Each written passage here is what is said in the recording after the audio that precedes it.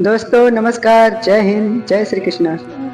दोस्तों, आज का वीडियो बहुत ही ज्ञानवर्धक और समाज के लिए परम आवश्यक होने वाला है, जिसे हर सनातनी हिंदू भाइयों को अवश्य जाननी चाहिए।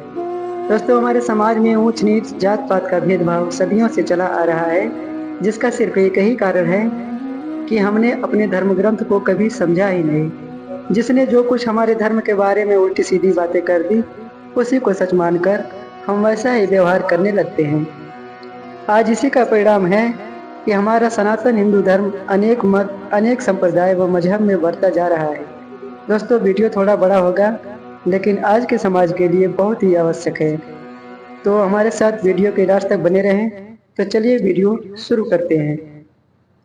दोस्तों, एक बार पार्वती जी ने पूछा, भगवान, मेरे मन में एक संशय है। ब्रह्मा जी ने पूर्व काल में जिन 4 वर्णों की सृष्टि की है, उनमें से वैश्य, क्षत्रिय अथवा ब्राह्मण कैसा कर्म करने के कारण शूद्र योनि को प्राप्त हो जाते हैं, तथा शूद्र, वैश्य और क्षत्रिय किस प्रकार ब्राह्मणत्व को प्राप्त होते हैं? आप मेरी इस शंका का समाधान करें।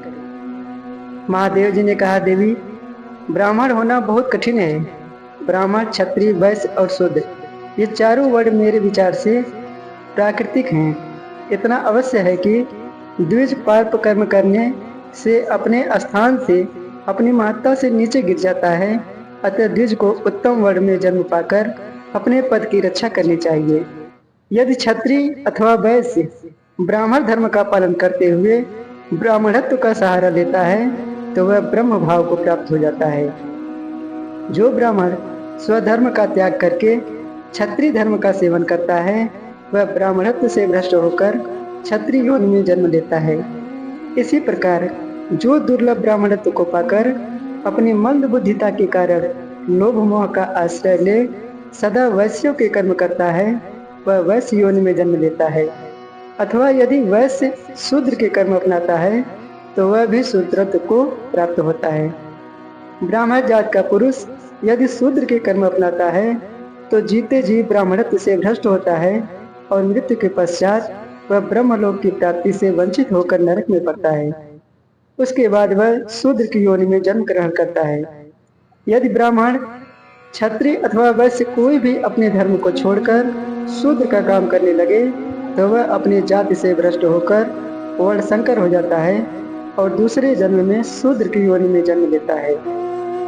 जो पुरुष अपने वर्ण धर्म का पालन करते हुए बोध प्राप्त करता है और ज्ञान विज्ञान से संपन्न, पवित्र तथा धर्मज्ञ होकर धर्म में ही लगा रहता है, वही धर्म के वास्तविक फल का उपभोग करता है।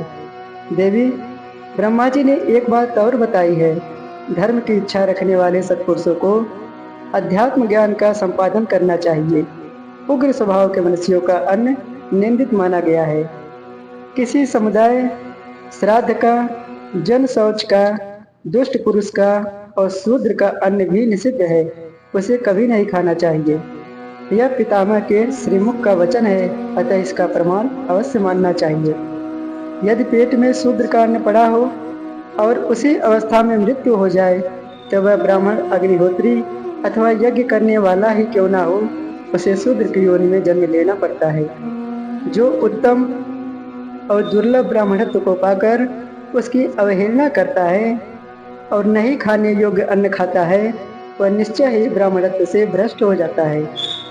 शराबी, ब्रह्म हत्यारा, शूद्र कर्म करने वाला, चोर, व्रत भंग करने वाला, स्वाध्यायहीन, पापी, लोभी, कपटी, शठ, व्रत का पालन न करने वाला, शूद्र जाति की स्त्री का स्वामी, कुंडासी यानी जिस बर्तन में भोजन बनावे उसी में खाने वाला, सोम रस बेचने वाला और नीच जात के मनुष्य की सेवा करने वाला ब्राह्मण अपनी जाति से भ्रष्ट हो जाता है।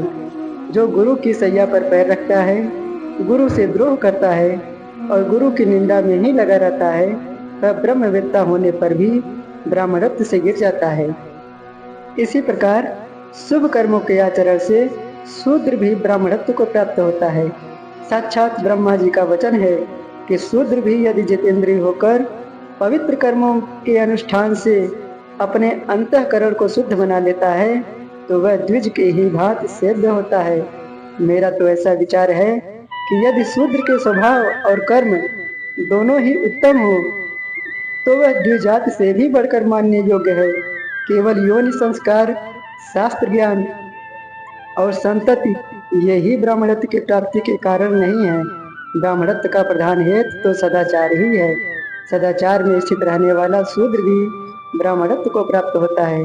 ब्रह्म का स्वरूप सर्वत्र समान है। जिसके भीतर उस निर्गुण और निर्मल ब्रह्म का ज्ञान है, वही वास्तव में ब्राह्मण है। ये जो चारों वर्णों के स्थान और विभाग दिखलाए गए हैं, इन सबको अपनी उत्पत्ति के अनुसार ही जानना चाहिए। यह बात प्रजा की सृष्टि करते समय वरदाता ब्रह्मा जी ने स्वयं ही कही है। अपना कल्याण चाहने वाले ब्राह्मण को उचित है कि वह सज्जनों के मार्ग का अवलंबन करके सदा अतिथि और पोष्य वर्ग को भोजन कराने के बाद अन्न ग्रहण करे। वेदोक्त पथ का आश्रय लेकर उत्तम बर्ताव करे। गृहस्थ ब्राह्मण घर में रहकर प्रतिदिन संहिता का पाठ और शास्त्रों का स्वाध्याय करे। अध्ययन को जीविका का साधन न बनावे। जो ब्राह्मण सन्मार्ग पर स्थित हो, अग्निहोत्र और स्वाध्याय पूर्वक जीवन व्यतीत करता है, वह ब्रह्म भाव को प्राप्त होता है। देवी, शुद्ध धर्माचरण करने से जिस प्रकार ब्राह्मणत्व को प्राप्त होता है तथा ब्राह्मण स्वधर्म के त्याग से जाति भ्रष्ट होकर जिस प्रकार शूद्र हो जाता है, यह गूढ़ रहस्य की बात तुम्हें बतला दी। पार्वती जी ने पूछा, भगवान, अब मुझे मनुष्यों के धर्म और अधर्म का विषय बतलाइए। मनुष्य कैसे कर्म से बचते, मुक्त होते हैं अथवा स्वर्ग में जाते हैं। दोस्तों, ये सब बातें हम अगले वीडियो में आपको बताएंगे। अगर ये हमारा वीडियो आपको ज्ञानवर्धक लगा हो तो हमारे वीडियो को लाइक करें, हमारे चैनल को सब्सक्राइब करें, अपने दोस्तों के साथ शेयर करें। नमस्कार, जय हिंद, जय भारत, जय श्री कृष्ण।